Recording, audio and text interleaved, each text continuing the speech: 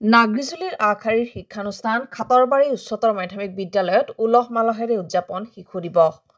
পুৱা পণ্ডিত জৱাহৰলাল নেহৰুৰ প্ৰতিচ্ছবিত বন্তি প্ৰজ্বলন আৰু মাল্যাৰ্পণ কৰে বিদ্যালয়খনৰ অধ্যক্ষ ৰবেন ৰাভাই। তাৰ পিছতে জৱাহৰলাল নেহৰুৰ জীৱন আৰু আদৰ্শৰ ওপৰত আলোকপাত কৰে অধ্যক্ষ ৰবেন ৰাভা আৰু কেইবাগৰাকীও শিক্ষক আৰু শিক্ষয়িত্ৰীয়ে। শিক্ষক দিৱস উপলক্ষে মৰমৰ চিন হিচাপে ছাত্ৰ-ছাত্ৰীসকলৰ মাজত উপহাৰ আৰু খাদ্য সামগ্ৰী বিতৰণ কৰে শিক্ষক আৰু কৰ্মচাৰীসকলে। ছাত্ৰ-ছাত্ৰীসকলে নৃত্য গীত পৰিৱেশন কৰাৰ লগতে ছাত্ৰ-ছাত্ৰীসকলৰ মনোৰঞ্জনৰ বাবে শিক্ষক শিক্ষয়িত্ৰীসকলেও নৃত্য গীত পৰিৱেশন কৰি ছাত্ৰ-ছাত্ৰীসকলক আমোদ দিয়ে। নৃত্য গীতত মুখৰিত হৈ পৰে নাগৰিজুলিৰ আকাশ বতাহ।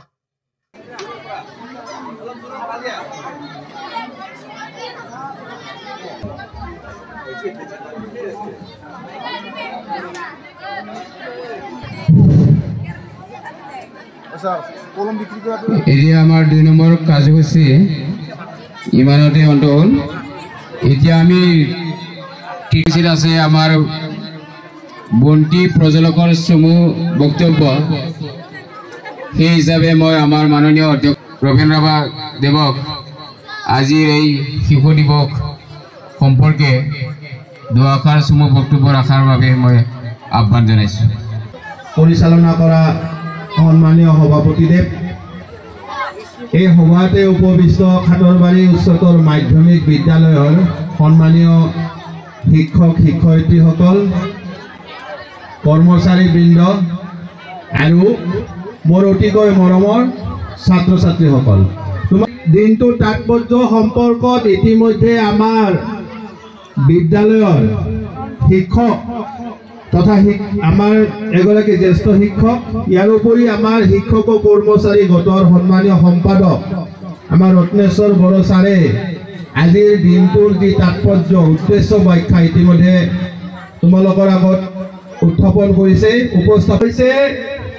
আমাৰ আটাইৰে শ্ৰদ্ধাৰ, আটাইৰে মৰমৰ যিগৰাকী ব্যক্তিয়ে শিশুসকলক অত্যন্ত মৰম কৰিছিল, ভাল পাইছিল, সেইগৰাকী ব্যক্তি হৈছে পণ্ডিত জৱাহৰলাল নেহৰুৰ জন্মদিন। আৰু তেখেতে জন্মগ্ৰহণ কৰিছিল 1889 চনত। আৰু তেখেত আছিল এগৰাকী বিদগ্ধ পণ্ডিত, আমাৰ ভাৰতবৰ্ষৰ এগৰাকী বিদগ্ধ পণ্ডিত, যাৰ বাবে তেখেতক পণ্ডিত জৱাহৰলাল নেহৰু বুলি কৈছিল। তেখেত আমাৰ স্বাধীন ভাৰতবৰ্ষ যেতিয়া স্বাধীন হৈছিল, ব্ৰিটিছৰ পৰা মুক্ত হৈছিল, তেতিয়া তেখেতে ভাৰতবৰ্ষৰ প্ৰথমগৰাকী প্ৰধানমন্ত্ৰী আছিল। একেৰাহে 17 বছৰ তেখেতে এই প্ৰধানমন্ত্ৰীৰ আসন অলংকৃত কৰিছিল। যাগৰাকী যি পণ্ডিত, এই পণ্ডিতগৰাকীয়ে ভাৰতবৰ্ষৰ শিশুসকলৰ উন্নয়নৰ কাৰণে বিভিন্ন ধৰণৰ আঁচনি লৈছিল।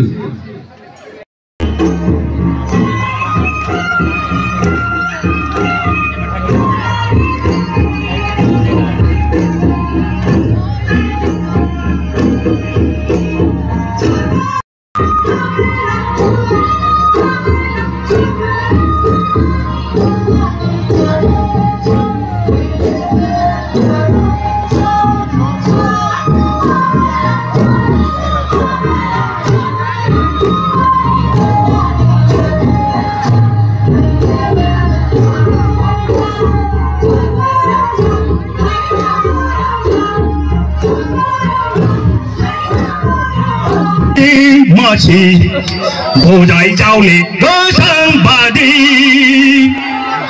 可怜的美国的蜻蜓，呼唤高唱呼吸。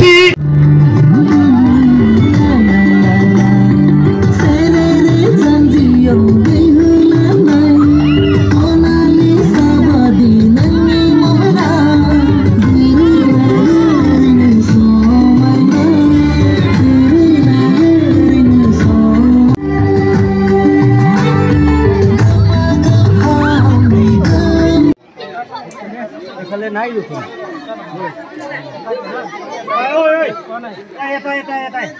ôi ra nào rồi sang đi mình phải đi